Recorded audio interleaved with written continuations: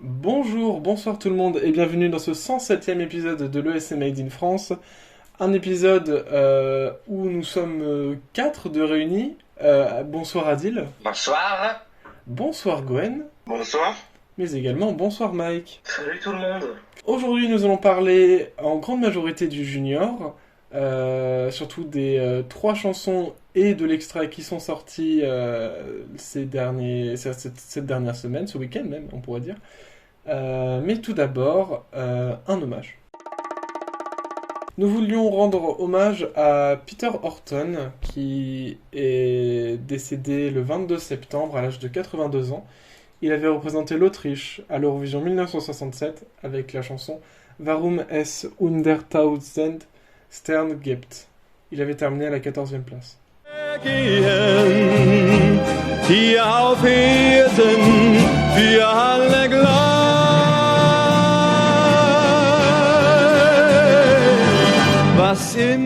Nous voulions adresser nos condoléances à sa famille et à ses amis.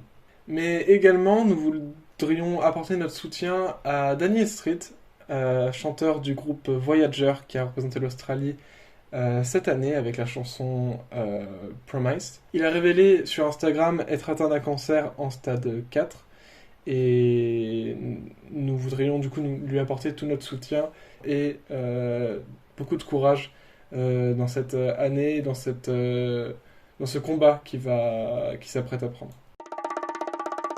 Mais avant de passer à toutes ces news qu'on a sur le junior, une petite news de l'Eurovision 2024. L'épisode dernier, on avait eu la confirmation de Musti pour la Belgique, et là, on vient d'avoir à l'instant la confirmation de Cilia Kapsis pour Chypre. Adil, qu'est-ce que tu en penses ? Alors, de ce que j'ai écouté d'elle, je vais probablement, encore une fois, passer mon tour. Quand je pense qu'avec Andrew Lambrou, ils ont enfin changé de style et ça avait bien payé puisque ça fait 12e, qui est quand même le meilleur résultat depuis 2019 et la 13e place de Tamta, à Replay. Mais là, avec ce qu'elle a vu, ce qu'elle fait comme style, je vais encore passer en tour et les Eurofans vont encore l'aduler comme la soi-disant mother comme Lazara ou Monica. Et pour la petite info supplémentaire, la chanson sera faite par Dimitris Kantopoulos, à qui on doit Shady Lady, Dani Novak, This is the Night de Sakis Rouvas ou encore Last Dance de Stefania ou Screen de Sergei Lazarev. Ce sera la première fois depuis 2021 qu'on a un des membres de la Dream Team qui va composer une musique de l'Eurovision, un peu comme Borislav Milanov et son Symphonix, ou bien Philippe Kirkorov qui attend que ça de revenir composer des titres. Bon, je vais voir, mais pour l'instant, j'ai un peu mal parti selon mes goûts perso. Et Mike ? Bon, globalement, Adil a tout dit. Adil a tout dit sur les infos qu'elle avait. Et alors, dans le style dont il parlait là concernant, c'est globalement, vous connaissez Chypre ? Eh ben, on reprend les mêmes et on recommence, hein, globalement.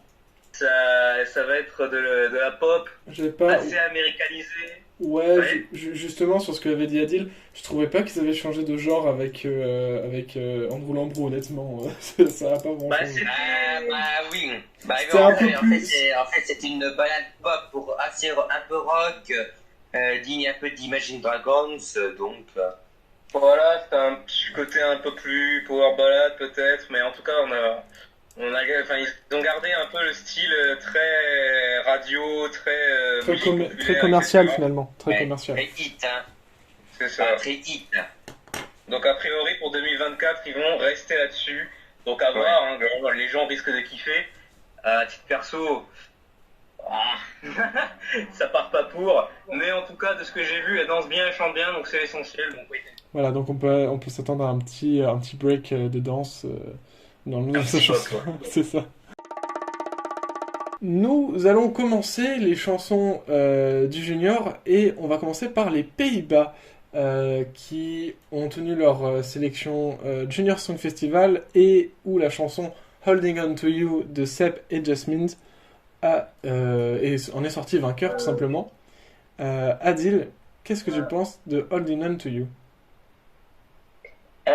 Si vous avez les chansons EDM entre 2008 et 2012 avec une bonne prod bien boring, bien Electra House, les gros Josh Project, le David Martin Garrix avec Animals, ou encore Calvin Harris quand il était un peu connu avec Fils of Class, ah bah c'était dit pour vous. Et en vrai, j'avoue, sortir ça en 2023, faut avoir un peu des coronesses. Je sais pas le résultat que ça va avoir, mais bon, en soi, c'est quand même honorable. Hein. Gwen? Des 4 chansons en lice de cette sélection samedi soir, pour moi c'était la meilleure. Je pense même à la limite qu'ils vont cartonner au vote internet. Hein, et c'est vraiment assez électro effectivement. Je dirais c'est assez accessible pour les jeunes, donc je serais pas étonné qu'ils finissent assez haut au vote internet. Voix du jury peut-être un peu moins sûr, hein, c'était pas non plus top vocalement, mais je pense que pour l'instant c'est l'une des meilleures chansons que l'on a actuellement. Juste à noter que l'auteur-compositeur, hein, c'est celui qui avait composé Best Friend et La Festa en 2020 et en 2022, c'est le même. Hein. Ah, du coup, il enchaîne, le gars, tranquille. Mike? Donc du coup, lors des sorties des chansons pour ce Junior Song Festival, j'étais pas des plus emballé pour Holding On To You. Je pensais que c'était assez classique et que ça allait pas se démarquer si ça gagnait pour le junior, etc. Donc finalement, j'ai envie de dire un mea culpa à Sepp et Yasmine parce que pour le coup, le live était vraiment bien.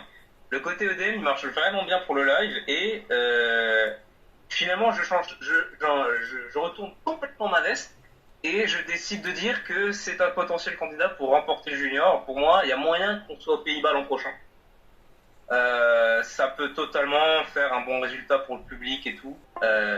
Pour moi, c'est un candidat probable pour être dans le top 3, dans le podium.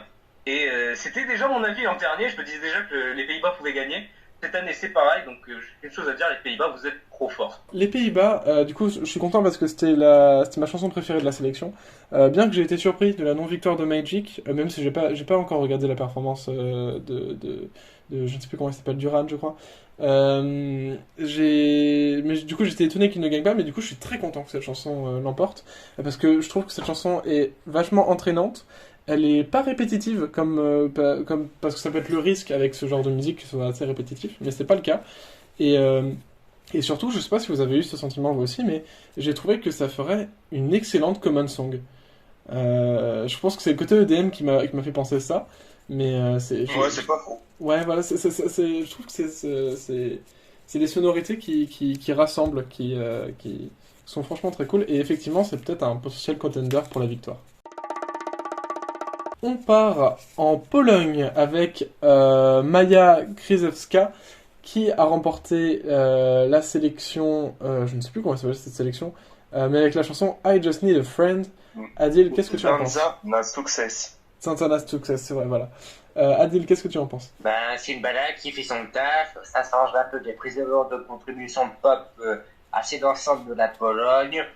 Mais bon, il n'y a rien de mémorable. Enfin, sauf revamp. Hein. Je pourrais peut-être dire la même chose pour l'Albanie. Gwen? La première écoute de cette chanson, c'est vrai qu'on peut se dire c'est une balade un peu classique, sans prétention, et puis même un peu loin on va dire, des succès qu'avait fait de la Pologne en 2018, 2019 et 2021. Mais après plusieurs réécoutes, on peut se dire qu'il y a quand même, je veux dire, un petit peu d'émotions qui peuvent ressortir de cette chanson.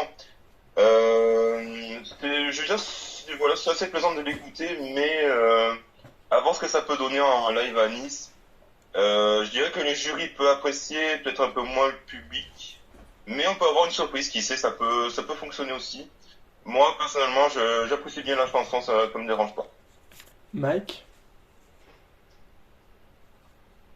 Alors, j'avais pas maté la finale en direct, j'ai regardé après coup, et du coup j'avais vu les réactions sans connaître la chanson, et du coup en l'écoutant après coup, je trouve les gens assez durs en vrai avec la chanson, parce que j'ai vu beaucoup de critiques qui disaient que la chanson était assez osée, qu'on dirait que la Pologne ils avaient pas envie d'être là cette année, qu'ils mettent le million. Perso, je trouve la chanson classique, c'est une balade. J'aime bien les balades, donc forcément que j'aime déjà un peu plus que la moyenne des gens.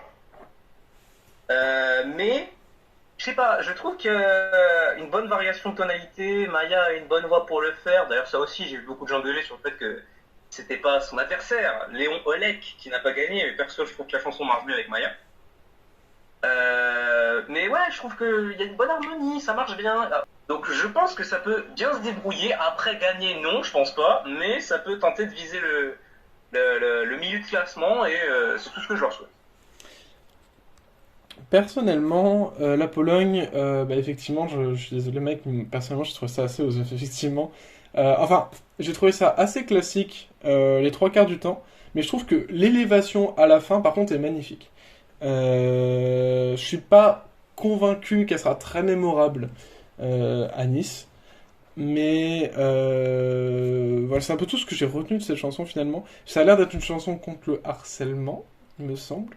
Ça serait pas surprenant parce que beaucoup des chansons, notamment du coup de la Pologne, mais en général à l'Eurovision Junior, sont contre le harcèlement. En tout cas, c'est ce que le titre m'a fait penser.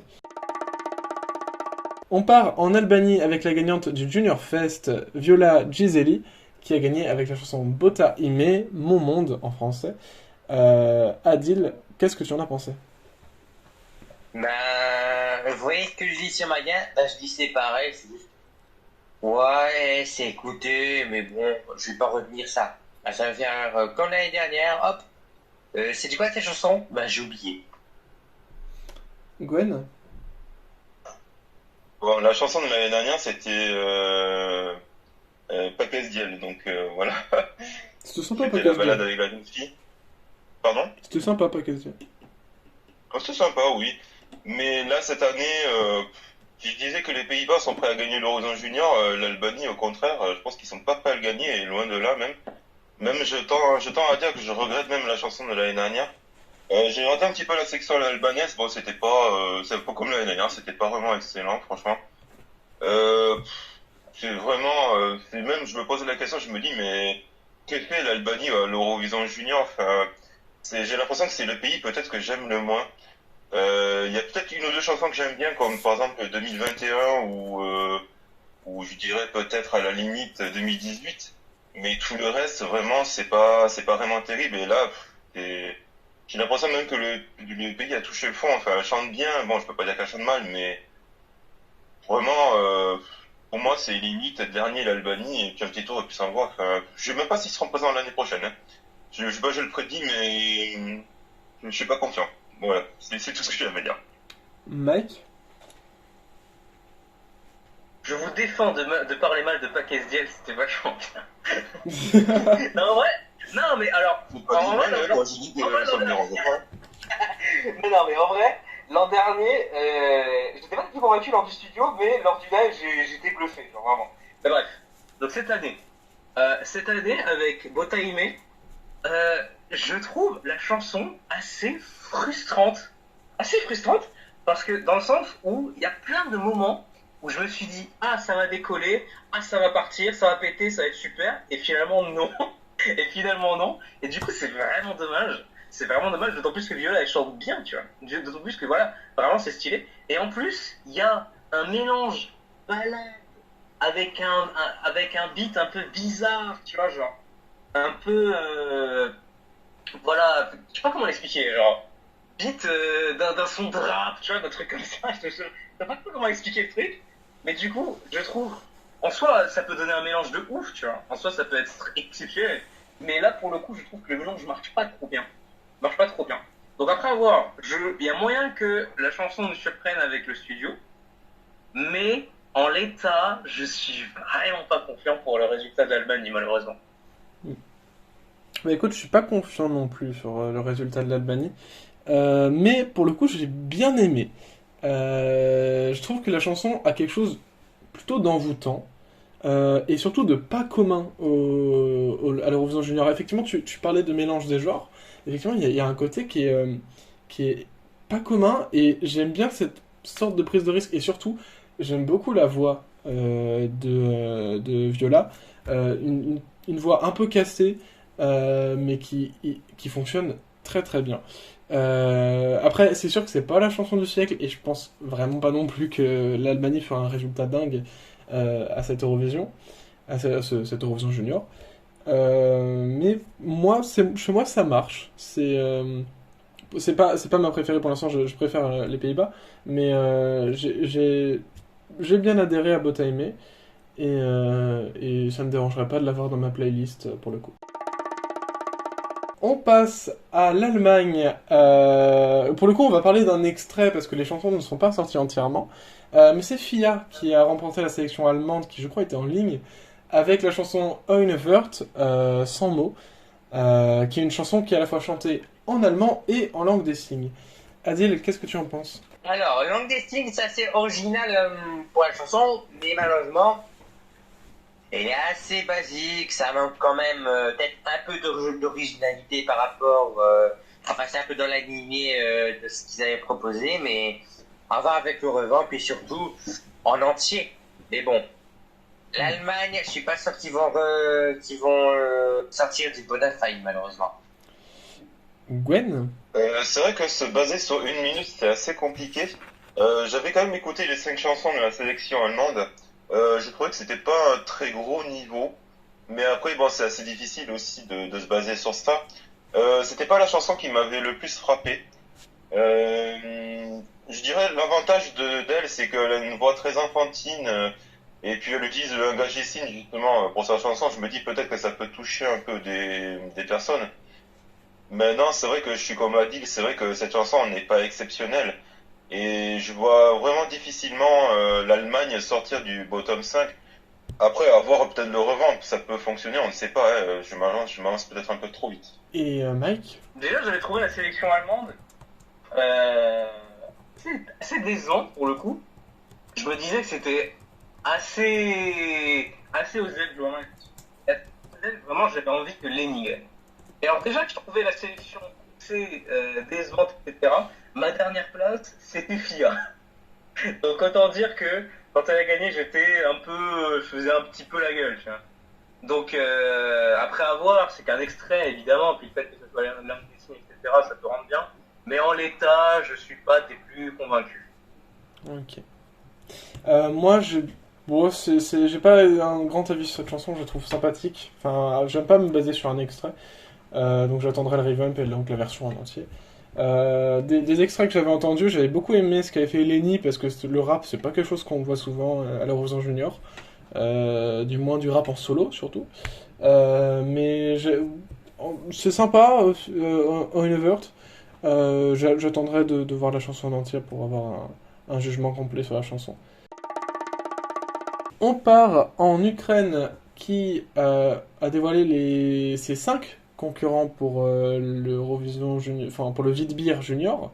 Il y a tout d'abord Polina Babai avec Universe, Anastasia Dimid avec Kvita, Kvitka qui veut dire fleur, Anastasia Bielibova avec Silna qui veut dire forte, Denis Hirschuk avec Dance, et Three Butches avec Power of Love, le pouvoir de l'amour.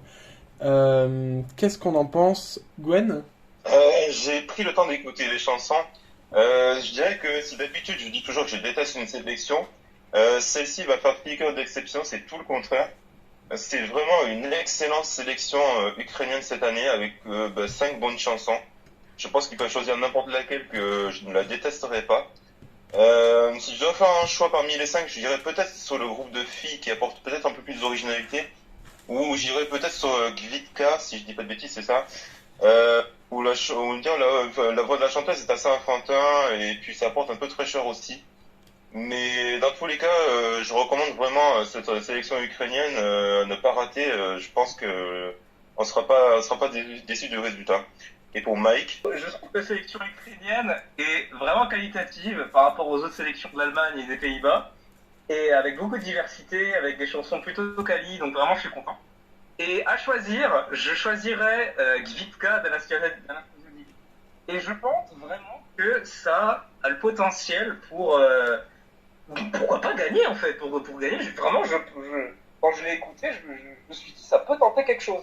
Parce que il y a un refrain qui marche bien, il y a un côté très fun, La petite a une voix adorable. Enfin, vraiment, pour moi, il y a de quoi faire. Après avoir, bien sûr, le live, ça se trouve, il y a tout qui se casse la gueule à la seconde où ça se passe pas en vrai.